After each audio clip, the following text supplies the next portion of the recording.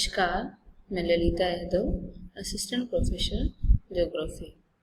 पिछली क्लास में हमने मानव भूगोल के सिलेबस में जनसंख्या के सामान्य परिचय के बारे में पढ़ा था, जिसमें हमने जाना था कि जनसंख्या के परिचय के बारे में, जनसंख्या क्या होती है, जनसंख्या का अध्ययन किस विषय के अंतर्गत किया जाता है, जनसंख्या की क्या क्या विशेषताएं होती हैं। वहीं जनसंख्या का जो विषय क्षेत्र है, जनसंख्या के अंतर्गत हम किन किन टॉपिक्स का अध्ययन करते हैं, जिसमें हमने जाना था कि जनसंख्या के अध्ययन में जनसंख्या वितरण जो है एक महत्वपूर्ण टॉपिक है। आज की इस क्लास में हम जनसंख्या वितरण के बारे में पढ़ेंगे। जनसंख्या जो वितरण है, जनसंख्या वितरण के अंतर्गत हम पढ़ेंगे, आज डिस्कस करेंगे कि जनसंख्या का जो सामान्य परिचय या उसकी परिभाषा क्या है, जनसंख्या वितरण से हमारा क्या तात्पर्य है, विश्व में जनसंख्या वितरण की जो है वो क्या स्थिति है या किन किन स्थानों पर जनसंख्या किस किस या कितनी मात्रा में रहती है। वहीं हम पढ़ेंगे नेक्स्ट टॉपिक, जनसंख्या वितरण एवं घनत्व को प्रभावित करने वाले कारक। जनसंख्या वितरण और घनत्व दोनों एक दूसरे से संबंधित है, अंतर संबंधित है, इसलिए इन दोनों को प्रभावित करने वाले कारक समान है। इनका अध्ययन हम एक साथ करते हैं। वहीं नेक्स्ट टॉपिक हम डिस्कस करेंगे जनसंख्या का विश्व में वितरण, जनसंख्या के वितरण की वैश्विक स्थिति क्या है, और लास्ट में हम देखेंगे विश्व की प्रमुख जनसमूह। अगर हम जनसंख्या वितरण के सामान्य परिचय की बात करेंगे, जनसंख्या वितरण क्या है, कि जनसंख्या वितरण टॉपिक के अंतर्गत पृथ्वी पर मनुष्य कहाँ कहाँ और कितनी मात्रा में निवास करता है, इसका विश्लेषण या अध्ययन जो है वो हम जनसंख्या वितरण के अंतर्गत करते हैं। या फिर हम यूँ कह सकते हैं कि धरातल के विभिन्न भागों पर मानव का जो स्थानिक वितरण प्रतिरूप, मानव समूह का या जनसंख्या का जो स्थानिक वितरण प्रतिरूप जो पाया जाता है और इसका जो विश्लेषण है, ये हम जनसंख्या वितरण के अंतर्गत करते हैं। अगर हम भूतल पे देखें या पृथ्वी धरातल पर देखें तो सभी जगह जनसंख्या का जो वितरण है वो समान नहीं पाया जाता, अर्थात विषम पाया जाता है। कहीं पर हम देखें तो जनसंख्या की जहाँ उपयुक्त दशाएं या मानव समूह के निवास करने के लिए उपयुक्त दशाएं पाई जाती हैं, वहाँ पर सघन जनसंख्या निवास करती है। वहीं अनुपयुक्त जो भौगोलिक दशाओं वाले क्षेत्र हैं, उन क्षेत्रों में जो जनसंख्या है वो कम या विरल निवास करती है। जहाँ पे जलवायु, धरातल की स्थिति, उपजाऊ मिट्टी, जल की पर्याप्त उपलब्धता या आर्थिक औद्योगिक विकास आदि के कारण जिन क्षेत्रों में अधिक हुआ है, उन क्षेत्रों में जो जनसंख्या अधिक निवास करती है वहाँ सघन जनसंख्या पाई जाती है। वहीं जो दूसरे क्षेत्र है जहाँ पर प्रतिकूल भौगोलिक दशाओं में हम दोनों ही देखेंगे, प्राकृतिक और सांस्कृतिक, यदि वो उपयुक्त नहीं है तो वहाँ पे जो है मानव समूह या जनसमूह कम निवास करता है, तो वहाँ पे जो है जनसंख्या विरल होती है। और वहीं यदि हम देखें जहाँ एक्सट्रीम क्लाइमेटिक दशाएं जैसे टुंड्रा, आर्कटिक और अंटार्कटिक क्षेत्र हैं, वो क्षेत्र ऐसे हैं जहाँ मानव निवास के योग्य दशाएं नहीं पाई जाती, तो वो क्षेत्र जनशून्य या जनविहीन क्षेत्र है। इसीलिए जो विश्व में जनसंख्या वितरण का अध्ययन करने के लिए संपूर्ण विश्व को दो भागों में या पृथ्वी को दो भागों में बांटा गया है, एक्यूमेन व नॉन एक्यूमेन एरिया। एक्यूमेन से तात्पर्य है वास योग्य क्षेत्र, ऐसे क्षेत्र जहाँ जनसंख्या निवास कर सकती है, वहाँ ऐसी भौगोलिक दशाएं पाई जाती है जहाँ जनसंख्या निवास करती है, वो एक्यूमेन वास योग्य क्षेत्र कहलाता है। और दूसरा होता है नॉन एक्यूमेन क्षेत्र, वो क्षेत्र होता है जहाँ पे प्रतिकूल भौगोलिक दशाओं के कारण जनसंख्या निवास नहीं करती है, मानव निवास नहीं करता है, ये क्षेत्र जनविहीन क्षेत्र होता है। इसे आवास योग्य या नॉन एक्यूमेन एरिया के नाम से जाना जाता है। अब यदि हम बात करें कि जो विश्व में या भूतल पर जो जनसंख्या का वितरण है, उसमें भी काल या समय के साथ साथ परिवर्तन होता है। परिवर्तन तो निश्चित है, लेकिन ये अलग बात है कि ये परिवर्तन की जो गति है, जो दर है और इसकी जो दिशा है, वो स्थान व समय के अनुसार भिन्न भिन्न होती है। इस तरीके से जो जनसंख्या वितरण जो टॉपिक है, इसके अंतर्गत हम विश्व में जनसंख्या का जो स्थानिक वितरण प्रतिरूप है, इसका विश्लेषण करेंगे। इस मानचित्र में यदि हम देखें तो यहाँ पे विश्व में जो जनसंख्या का वितरण दिखाया गया है कि किन किन क्षेत्रों में जनसंख्या किस किस रूप में जनसंख्या के स्थानिक प्रतिरूप को इसमें दिखाया गया है, जो कि जहाँ पे ये डार्क ब्लैक कलर से दिखाया गया है, ये वाली एरिया जो दक्षिणी पूर्वी एशियाई क्षेत्र, यूरोप का उत्तरी पश्चिमी क्षेत्र, और जो दक्षिणी अमेरिका का जो ब्राज़ील वाला ये वाला जो क्षेत्र है उत्तरी पूर्वी क्षेत्र, और मध्य अमेरिका, उत्तरी अमेरिका का मध्य जो भाग है, यहाँ पे जो जनसंख्या है वो अधिक निवास करती है। वहीं जैसे जैसे कलर लाइट होता जा रहा है वैसे वैसे जनसंख्या जो है कम होती जा रही है। तो इस विश्व के मानचित्र को देखकर हमें पता चल रहा है कि संपूर्ण पृथ्वी पर जो जनसंख्या का वितरण है वो समान नहीं है, वो असमान है। अलग अलग क्षेत्रों में जो जनसंख्या की जो मात्रा है वो अलग अलग है।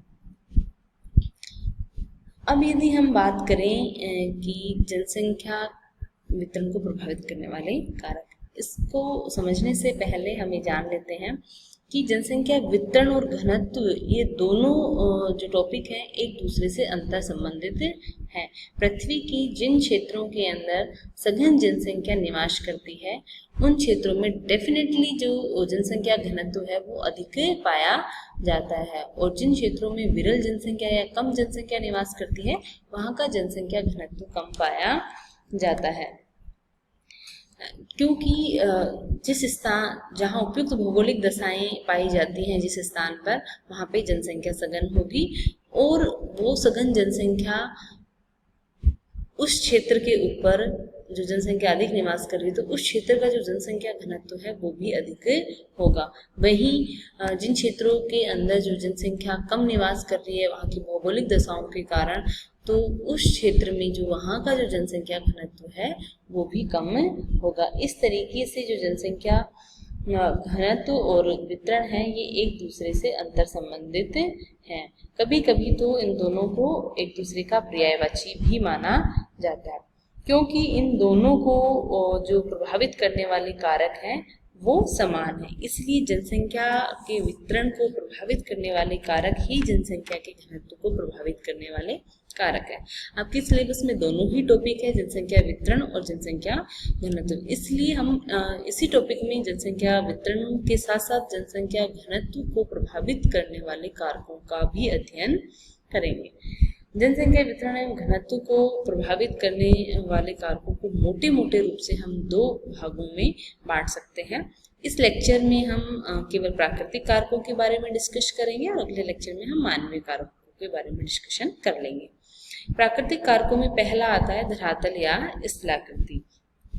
धरातल या स्थलाकृति की मैं बात करूं तो ये धरातल के हिसाब से जनसंख्या के वितरण में विषमता या असमानता पाई जाती है। सबसे ज़्यादा जो जनसंख्या है वो मैदानी क्षेत्रों में निवास करती है, और उससे जो कम जनसंख्या है वो पठारी क्षेत्रों में निवास करती है, और यदि हम पर्वतीय क्षेत्रों की बात करें तो वहाँ सबसे कम जनसंख्या निवास करती है। इसका कारण ये है कि मैदानी क्षेत्रों में जो सघन जनसंख्या पाई जाती है उसका, क्योंकि वहाँ पे समतल धरातल समतल होती है, वहाँ कृषि योग्य पर्याप्त भूमि उपलब्ध हो जाती है, यातायात, सिंचाई एवं व्यापार की अन्य सुविधाएं भी मिल जाती हैं, सुलभ होती है, इजी होती है। इस वजह से जो मैदानी क्षेत्र है वहाँ पे अधिक जनसंख्या निवास करती है। यदि इसकी उदाहरण हम देखें तो विश्व में जितने भी जो सघन जनसमूह हैं वो मैदानी क्षेत्रों में स्थित हैं। चाहे आप दक्षिण पूर्वी एशिया में, भारत में यदि हम जनसंख्या देखें तो वो गंगा और ब्रह्मपुत्र के मैदान में सघन जनसंख्या निवास करती है। चाइना में देखें तो हम चाइना के जो पूर्वी भाग में यांगटी, सिक्यांग जो नदियाँ हैं इनमें जो है वो अधिक जनसंख्या निवास करती है। यूरोप में देखें तो वहाँ की जो राइन, डेन्यूब, सीन ये जो नदियाँ हैं, इन नदियों का जो मैदानी भाग है वहाँ पे सघन जनसंख्या निवास करती है, क्योंकि मैदानी क्षेत्रों के अंदर कृषि योग्य भूमि अधिवास के लिए, यातायात एवं उद्योगों की स्थापना के लिए जो है सुलभ स्थिति पाई जाती है। वहीं यदि हम पठारी और पर्वतीय क्षेत्रों की बात करें तो वहाँ पे जो है जनसंख्या कम निवास करती है, विरल निवास करती है, क्योंकि इन क्षेत्रों में जो खेती भी करने में कठिनाई होती है, वहीं यातायात के साधनों, उद्योगों आदि का विकास कठिन होता है। इस तरीके से किसी भी स्थान की जो स्थलाकृति और धरातल है वो वहाँ की जनसंख्या के वितरण एवं घनत्व को प्रभावित करता है। दूसरा जो टॉपिक है वो हम इसमें देख रहे हैं जलवायु।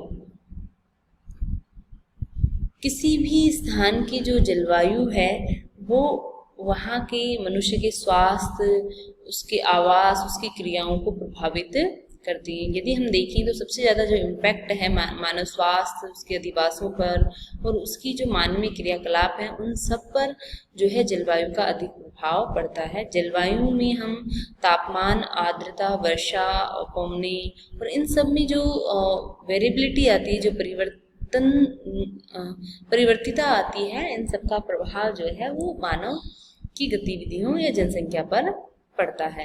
हंटिंगटन महोदय ने कहा है कि उन्होंने जलवायु किस तरीके से जो मानव को प्रभावित करती है उसमें उन्होंने बताया है कि मानसिक कार्य के लिए जो तापमान है वो 3 से 5 डिग्री सेल्सियस होना चाहिए। वहीं जो शारीरिक कार्य के लिए जो उपयुक्त जो टेम्परेचर है वो 15 से 18 डिग्री सेल्सियस है। इस तरीके से इन्होंने बताया है कि जो तापमान है वो मानव की क्रियाओं पर इम्पैक्ट डालता है और मानव क्रियाकलापों के लिए जो उपयुक्त टेम्परेचर की हम रेंज मान सकते हैं 4 डिग्री सेल्सियस से 21 डिग्री सेल्सियस के मध्य जिन क्षेत्रों में टेम्परेचर पाया जाता है वो मानव निवास के अनुकूल होते हैं। यदि जहाँ पर इनसे ज़्यादा जो यदि टेम्परेचर पाया जाता है, जो उष्ण मरुस्थलीय क्षेत्र हैं, वहाँ पे जनसंख्या कम निवास करती है।